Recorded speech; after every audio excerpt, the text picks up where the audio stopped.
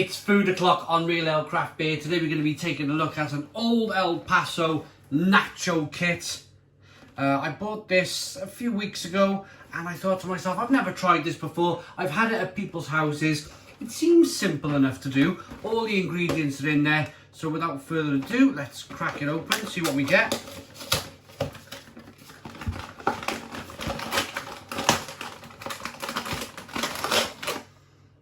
Oh, there's two salsas in there.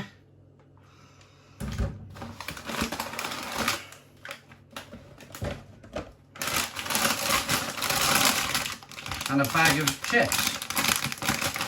So I imagine you throw in the bowl, add the salsa on the top, and I suppose your job done. Let's crack on with it. Okay, so what it says to do is to empty half the bag of the nachos into this bowl like that. That's about half. Then you get your nacho sauce, salsa sauce even. Get that on top.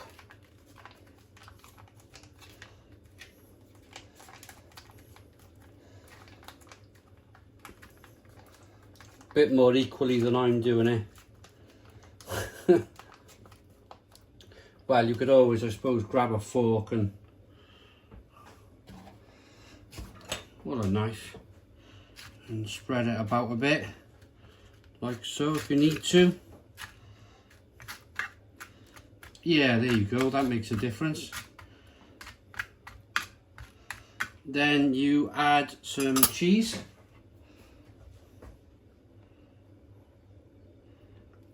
Sprinkle a load of cheese on top. I haven't got any avocado. I didn't read the back of the box properly. So what I'm going to do, instead of avocado and a sliced chili, I'm going to add some Brennan's Brewery original beer chili sauce. And this is in partnership with the Pembrokeshire Chili Farm. I love my chili. So I'm going to give this a damn good... Look at that. That looks pretty good. Get that on there. Then you repeat the process. Get all your chips back on the top.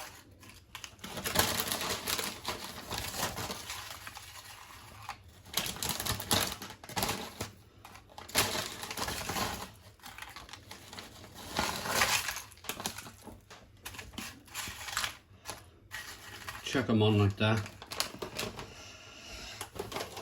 And grab the other pack of salsa, same thing, get that on top.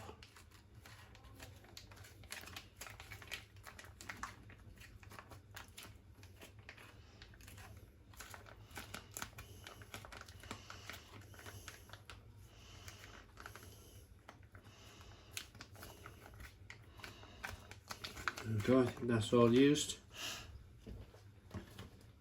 Get your cheese on. Oh, actually, spread it about a bit with your knife first of all. A little bit equal.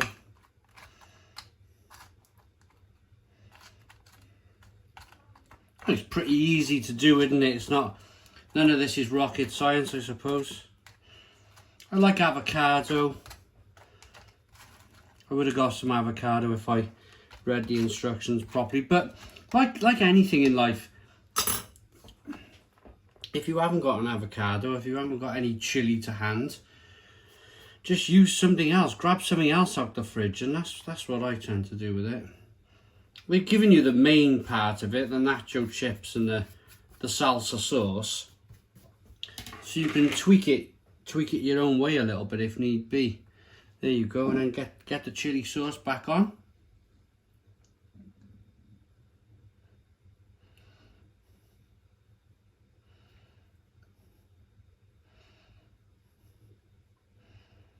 That looks pretty brilliant. Get some over there as well. And then that goes in the oven for 10 minutes. Boom, off it goes in the oven. Okay, so they're done. Knock the gas off.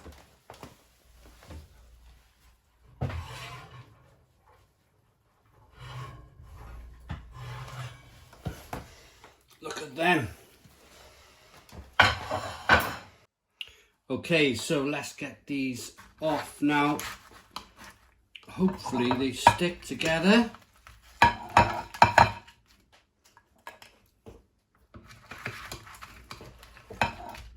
Oh, look at that.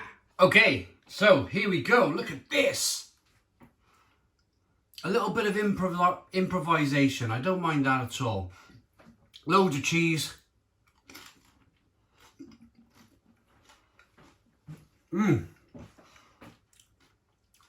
Loads of chili sauce.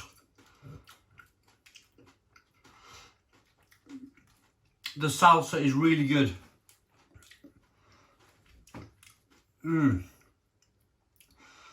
I've always wondered how to do this.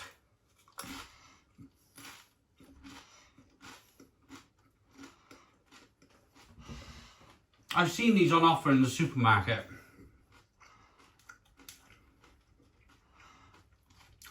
And I thought to myself, I'm going to have a go at this.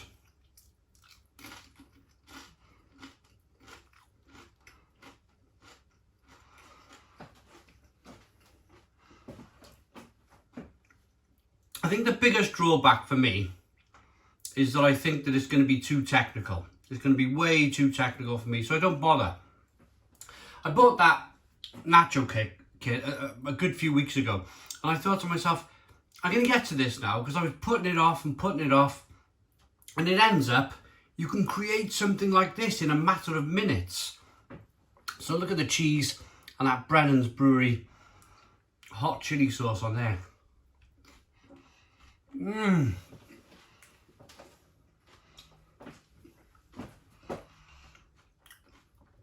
That is fantastic.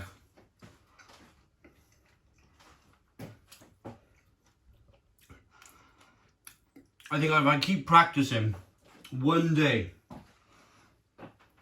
I might become a cook.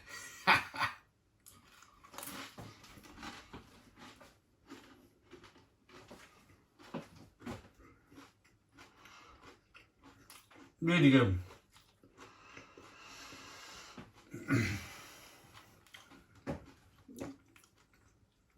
So the reason why I use the Brennan's Brewery and the Pembrokeshire Chili Farm hot sauce is, well, when I reviewed it last week, it had a caramelization, like almost like really good balsamic vinegar, and I thought that would go really well on these nachos.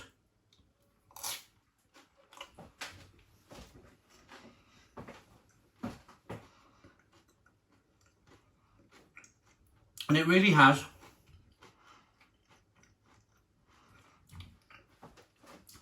The thing with cooking is, my relative novice ways of cooking is that you think to yourself, would that work on there? If it doesn't, is it going to spoil it? But have a go anyway. If it spoils it, it's unfortunate. If it works, like this has worked, it's brilliant.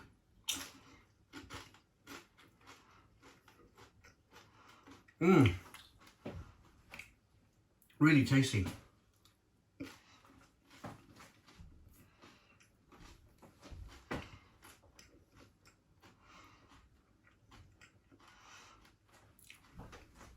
The spice is really coming through. But then, when the spice comes through, the dairy and the cheese is just cooling it down a bit.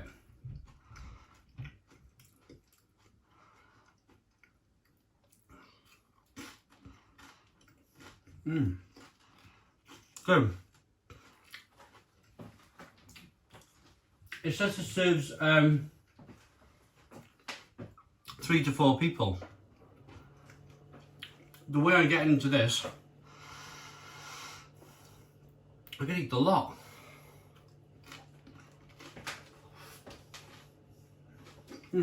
Oh, the chili sauce on that then, with the cheese and the caramelization was fantastic. Great combo. Okay. I'm gonna have a go at finishing this. But I'm gonna rate it.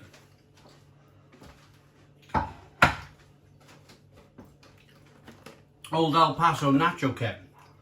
Okay, I didn't quite get it to look like that.